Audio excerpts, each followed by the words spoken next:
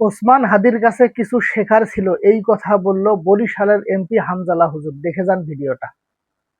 ওসমান হাদি থেকে একটু শিক্ষা নেওয়া দরকার। সালাম, এখানে আসছি, যদি আমি শুধু এমপি না, আমি যদি কখনো প্রাইম মিনিস্টারও হই, তাহলে আমি এইভাবে চলাফেরা করতে পছন্দ করব। সাধারণ মানুষ যার সাথে আছে তার আসলে সিকিউরিটির প্রয়োজন হয় না। সবাই বলে ভাই ভালোবাসেন সবাইকে, ভালো কথা, কিন্তু তারপর ওসমান হাদি থেকে একটু শিক্ষা নেওয়া দরকার। আসসালামু আলাইকুম রহমতুল্লাহ বারাকাতুহু। আপনারা দেখবেন যে সেখানে কিছু ভিডিও ইদানিং খুব ভাইরাল হয়েছে যে এদেরকে ধরে আমি কিছু শাসন করতেছি। তো ওইটা ছিল আমার 5 আগস্টের পর, যখন প্রশাসন একদম ছিল না, ভেঙে পড়ছে, তখন যার যেটা করতে ইচ্ছা করতেছে, কেউ অবৈধভাবে বালু উত্তোলন করতেছে, কেউ মাদক ব্যবসায় রমরমা ব্যবসা করতেছে, কেউ চাঁদাবাজি করতেছে। আমি আমার দায়িত্বের জায়গা থেকে চিন্তা করলাম অপরাধ তো এইভাবে চলতে দেওয়া যায় না। তখন আমি সেই এলাকার একজন সন্তান হিসাবে কোনো রাজনৈতিক ব্যানারে না, রাজনীতি ছাড়াই তখন এই সামাজিক কাজগুলো শুরু করেছিলাম, এবং সেটা এমন ভাবে হয়েছে আলহামদুলিল্লাহ। তখন মানুষ আসলে ভালো কিছু চায়, মানুষ চাঁদাবাজি দেখতে চায় না, মানুষ অবৈধভাবে বালু উত্তোলন দেখতে চায় না। তখন ওই সমস্ত ইয়াং জেনারেশন না, তখন তারা আমার সাথে আসে, এবং আমি তখন ওইখানে খুব স্ট্রং একটা ফিল্ড তৈরি হয়, এবং আমরা আমাদের এই পুরো শক্তিটাকে